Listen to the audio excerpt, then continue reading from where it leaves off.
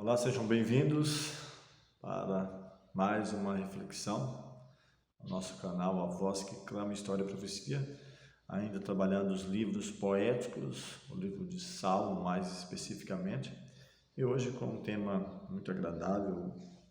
Cito muito esse capítulo ou parte dele em minhas reflexões, meus estudos. Sempre que possível gosto de puxar esse Salmo 19, é uma parte dele falando sobre a excelência da criação e da palavra de Deus, onde o salmista diz que os céus proclamam a glória de Deus e o firmamento anuncia a obra de suas mãos. Quem é o Senhor? O Senhor que criou todas as coisas, que estabeleceu. Ele diz, assim diz o Senhor que criou, que estabeleceu, que não a fez vazia para ser um caos, mas criou para ser habitada. Este é o seu nome, aquele que fez todas as coisas e criou você, criou a mim, e nos convida a tributar toda a honra, toda a glória devida ao seu nome. Então este salmo é um tributo a Deus, é mais um dos salmos de Davi, como eu mencionei, dos 150 salmos, cerca de 80. Eu até pensava logo no início que eram todos de Davi, mas ao aprofundar nos estudos a gente percebe que não são todos, mas na grande maioria sim, de Davi. Davi que de pastor, de um simples pastor de ovelhas, que quem sabe não tendo um grande reconhecimento na própria família, e se torna depois um dos, se não o maior, um dos maiores reis em Israel, fama mundial, apesar das suas fragilidades, das suas dificuldades, mas é um dos personagens que admiro muito.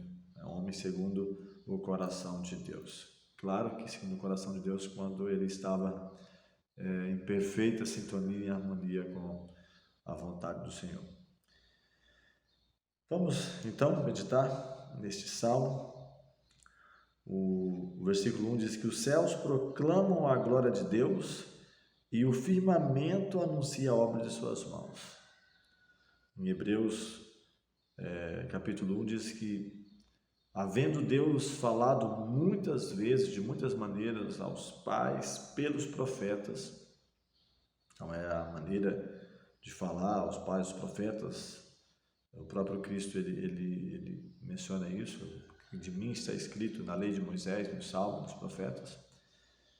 Nos últimos dias nos falou pelo Filho, ou a máxima revelação de Deus é através do Filho, de Cristo, o unigênito do Pai. Então Deus pode nos falar através do Filho, a máxima revelação, a palavra de Deus, os escritos do Antigo Testamento, a lei de Moisés, os Salmos e os profetas, os livros poéticos, quais estamos estudando agora, e através da natureza. Paulo também escreveu sobre isso, que Deus, a sua divindade, o seu eterno poder claramente se vê e se entende pelas coisas criadas, caso eles queiram compreender, queiram aceitar. E aqui diz bem claro que os céus proclamam a glória de Deus. O firmamento ele anuncia a obra de suas mãos. O verso 2 ainda diz que um dia discursa para outro dia. E ele até fala que uma noite revela conhecimento ou sabedoria a outra noite. O verso 3 diz que não há linguagem, nem há palavra, e deles não se ouve nenhum som. No entanto, por toda a terra se faz ouvir a sua voz e as suas palavras até os confins do mundo. Então, para o salmista Davi, os céus, ele proclama a glória de Deus. Ele está falando de um Deus que criou todas as coisas. O firmamento ele anuncia a obra de suas mãos. Um dia discursa, fala, outro dia com eloquência. Você pode perceber o pôr do sol, o nascer do sol, cada um com a sua diferença, com a sua singularidade, com a sua grandiosidade. Então ele fala que sem linguagem se fala, pode-se ouvir as suas vozes até os confins da terra, caso você queira. Ele diz ainda, na sequência do versículo 4, que aí pôs uma tenda para o sol, o qual, como noivo que sai dos seus aposentos, se regozija como herói percorrer o seu caminho. Então ele usa essa linguagem, uma tenda, né, para o sol, como quem sabe o noivo que sai a percorrer o seu caminho.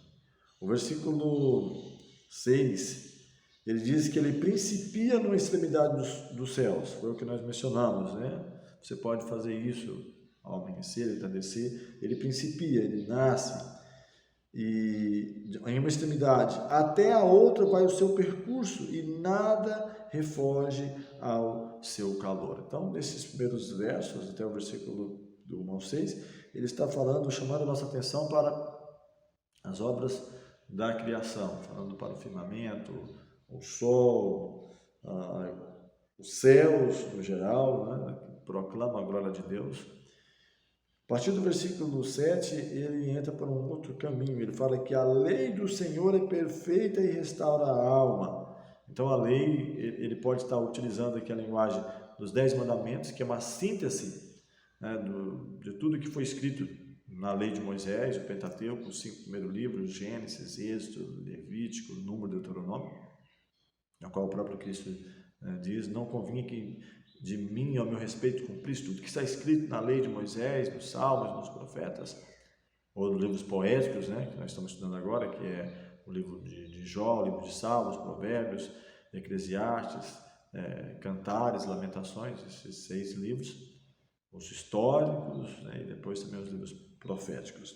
Então ele fala que pode ser os 10 mandamentos, né, que corresponde ao amor a Deus e amor ao próximo, ou também essa parte inicial que nós mencionamos, a lei do Senhor, perfeita e restaura a alma. O testemunho do Senhor é fiel e dá sabedoria aos simples. O verso 8 fala que os preceitos do Senhor são retos e alegram o coração. O mandamento do Senhor é puro e ilumina os olhos. O temor do Senhor é límpido e permanece para sempre. Os juízos do Senhor são verdadeiros e todos igualmente justos. Então, que bonito essa mensagem. Ele falando de testemunho, de lei, de mandamentos, de juízos. Os juízos do Senhor são verdadeiros e todos igualmente justos. Os juízos do Senhor. Então, não é, quem sabe, como o meu julgamento ou de outra pessoa, ou quem sabe até mesmo das leis deste mundo, quantas injustiças.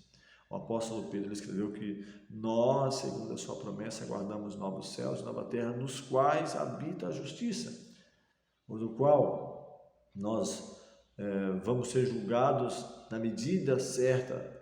O Senhor, justo juiz, dará a cada um segundo as suas obras. Então ele menciona que a lei do Senhor é perfeita, o testemunho do Senhor é fiel, os preceitos do Senhor são retos, o mandamento do Senhor é puro e ilumina os olhos, dá brilho aos olhos. O temor do Senhor é límpido, é claro, e ele permanece para sempre. E os juízos do Senhor são verdadeiros e todos igualmente justos.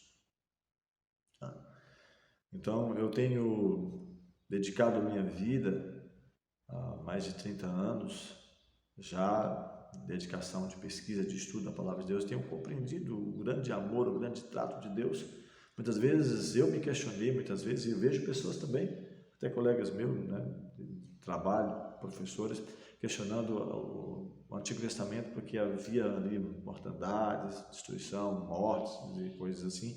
Mas quando a gente vai aprofundando mais, estudando a Bíblia, conhece que houve muito tempo para arrependimento. No caso mesmo dos cananeus, dos próprios egípcios, 430 anos foi o período que Israel, entre peregrinar e escravizado ali na terra do Egito, deles poderem familiarizar com Deus, o Deus de Abraão, o Deus de Isaac, o Deus de Jacó, o Deus de Israel. E assim, em todo o percurso da história da humanidade, onde Deus fez a promessa que nos seus descendentes, ou no seu descendente em Cristo, seriam benditas as nações da terra.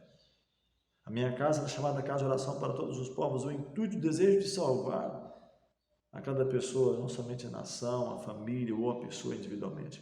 Então, a oportunidade de conhecer. Por isso que diz que os juízos do Senhor são verdadeiros e cada um vai receber. Eis aqui o meu galardão, o qual tenho para dar a cada um segundo as suas obras, segundo o conhecimento, a fé que cada um desenvolva a partir do conhecimento que tem.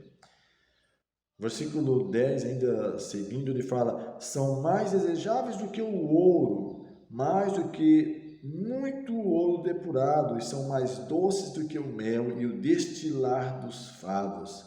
Além disso, por ele se ademoesta o teu servo. Então, ele saindo daí dessa ideia inicial da glorificação de Deus através das obras criadas, ele entra para a lei de Deus, o mandamento, o testemunho, e ele fala que eles são melhores do que as mais grandiosas riquezas, mais gostoso, mais saboroso do que o mel e o destilar dos favos. Para ele tinha essa importância.